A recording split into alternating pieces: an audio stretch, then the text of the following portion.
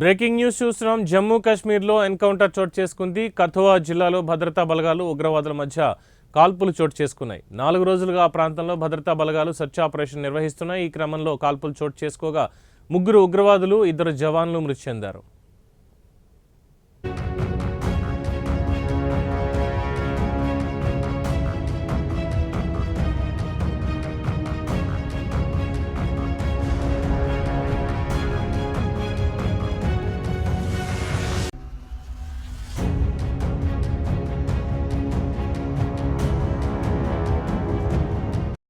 ఉగ్రవాదుల మధ్య కాల్పులు చోటు చేసుకున్నాయి. 4 రోజులుగా ఈ ప్రాంతంలో భద్రతా బలగాలు సెర్చ్ ఆపరేషన్ నిర్వహిస్తున్నాయి. ఈ సెర్చ్ ఆపరేషన్ నిర్వహిస్తున్న క్రమంలో కాల్పులు చోటు చేసుకోగా కాల్పుల్లో 3 ఉగ్రవాదులు మృతి చెందారు. ఈ కాల్పుల్లో 2 జవాన్లు వీరమరణం పొందారు.